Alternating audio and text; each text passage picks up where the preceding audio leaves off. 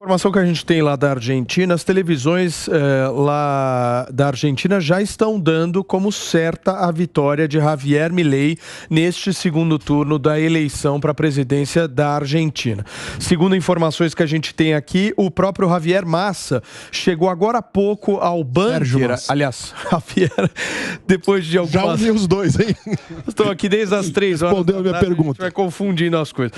Mas o Sérgio Massa chegou ao bunker aqui, lá em Buenos Aires e, segundo o que consta, entrou em silêncio, não quis falar com ninguém, não quis conversar com nenhum apoiador, entrou em silêncio e o que indica claramente um clima que está se tomando dentro da campanha de Sérgio Massa, de um clima de derrota, certo, senhores? É basicamente isso. É o clima do nosso querido Farinazo aqui nesta roda, certo, o Renato Batista? Pois é o que estão já dizendo. Inclusive a Patrícia Bullrich, o Macri, parece que já até parabenizaram o Javier Milei por essa possível vitória. Então, assim, tá dando todos os indícios, o Paulo Matias. E olha que nós nem temos ainda, turma, os números oficiais. Isso tudo que a gente trouxe aqui para vocês são falas, projeções, situações. Olha aí, ó, imagens ao vivo. A nossa equipe conseguiu exibir aqui para vocês. Esses aí são apoiadores de Sérgio Massa. Animadíssimos, hein?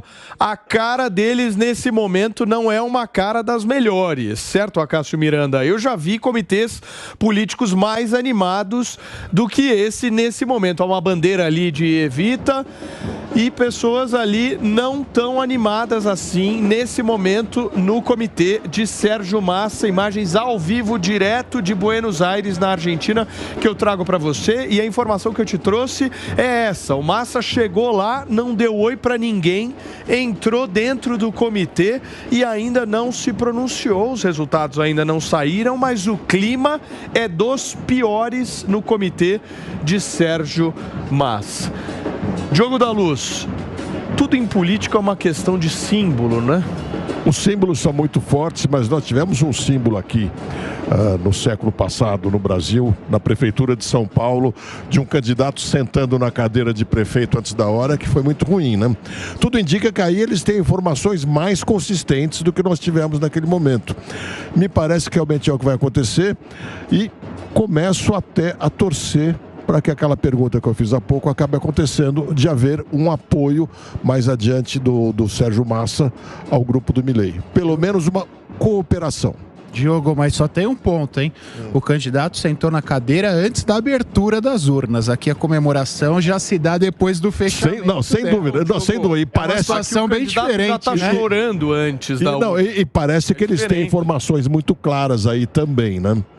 Muito bem, gente, olha só, imagens ao vivo direto de Buenos Aires, um clima de apreensão tomando conta do bunker de Sérgio Massa, ao que tudo indica, pelas projeções que já foram divulgadas, por falas de políticos importantes na eleição da Argentina, como por exemplo Patrícia Bullrich. Tudo indica que a partir ainda deste ano nós teremos Javier Milei como novo presidente da Argentina, o que mexe com o cenário político sul-americano. Há uma dúvida que surge no ar nesse momento do relacionamento dele com o presidente Lula, como é que vão ficar as relações da Argentina com a China, como é que fica o Mercosul com a eleição de Javier Milei, vários pontos para a gente conversar. Mas antes de vocês, eu vi que vocês já me pediram a palavra aqui, eu quero falar com o nosso Gustavo Segré, que está lá, direto da Argentina. O Segré... o Segré não está mais? Daqui a pouquinho o Segré volta aqui, mas eu quero entender do ponto de vista político o que representa uma vitória do Milei hoje, meu querido Diogo da Luz. Bom, eu acho que representa uma grande virada na América do Sul, na América Latina talvez, de pessoas cansadas de promessas e promessas e topando o risco de alguém que pouco prometeu, além de diminuir muitas instituições. Isso é muito bom, mas o que eu estou muito curioso em se confirmando esse resultado é ver como vai se comportar o nosso presidente aqui no Brasil.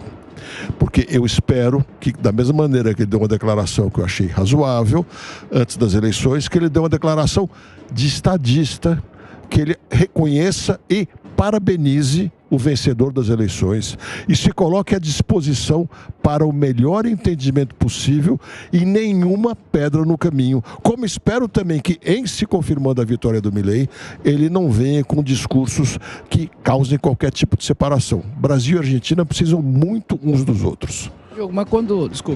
Mas quando você teve essa percepção da fala do Lula, né? E eu entendi a fala dele de outra maneira, assim. Eu entendi assim, desde que seja massa. Eu entendi assim. Mas então, veja a questão. É que ficou na cabeça de algumas pessoas. Então, ficou na cabeça de algumas pessoas que o Milei seria um antidemocrata. A campanha dele, em alguns momentos, dava essa impressão mesmo. A ideia da motosserra passa a imagem de um ditador, alguma coisa assim. Mas se você pegar os 10 livros que ele escreveu nos últimos 10 anos e as falas dele nesse período, embora muitas vezes acalorada, sempre foram de alguém que acredita na democracia. Isso que eu acho que Davi, Diogo, tem um ponto nessa estratégia de Javier Milei que é algo inédito. Eu não sei se vocês vão concordar comigo, mas a gente sempre viu uma pauta mais revolucionária que mobilizou jovens sendo tomadas pela esquerda. Pautas revolucionárias, de você sair às ruas e tal, aquela coisa da guerrilha, sempre foi uma coisa muito ligada à esquerda. E o Milei, ele consegue criar uma pauta revolucionária e esta pauta revolucionária estar aliada à direita. Mas tem um motivo. Vi. Não, mas tem um motivo muito forte. Eu nunca vi. Tem um motivo muito forte. Desde Margaret Thatcher, que eu saiba, ele é o único político de alguma proeminência que se mostra liberal de verdade. Embora ele tenha rompantes que nos assustem. Porque ele sempre defendeu as pautas de liberdade, também nos costumes. Essa é uma diferença muito grande e isso atinge os jovens. A direita brasileira, o que é chamado de direita brasileira aqui, Paulo, é aquela turma que defende fortemente liberdade na economia, com algumas restrições, porque também não quer abrir muita mão do Estado. Não é uma liberdade absoluta. Não é liberdade absoluta e absoluto controle social sobre as pessoas. Diogo, inclusive trazendo muito a religião para dentro do Estado, que é muito ruim. Eu tenho formação católica, mas eu não quero trazer a religião para dentro do Estado jamais. E o Milei, nesse ponto, ele se mostra um liberal de verdade. Espero que seja verdade mesmo o seu discurso. Em 2000, se a gente olhar para o impeachment da Dilma e depois para a eleição do Bolsonaro, foram capitaneados, pelo menos os movimentos mais sociais, mais populares, foram capitaneados por jovens de direita que acabaram impulsionando tanto o impeachment como depois a eleição do Bolsonaro. É uma novidade, acho que diante da roupagem que se dá, diante do viés mais radical de direita, mas também não é uma novidade. Acho que o MBL é um exemplo disso. Acácio, mas a linguagem do Milei é uma linguagem que a gente nunca viu, né? Não. Um candidato à presidência da República subir num palco. A gente tem aquelas imagens, Filipão, eu não sei se você tem aí no nosso arquivo aquelas imagens daquele show de rock que o Milei fez. Foi meio que um comício. Foi o último comício do primeiro turno. Essas imagens são impressionantes porque a gente viu ali um showman, um monte de jovens cantando rock and roll, um negócio assim que a gente não está acostumado na política, né? Então eu acho que tem também esse ingrediente. E tinha até uma dose de arrogância ali, né?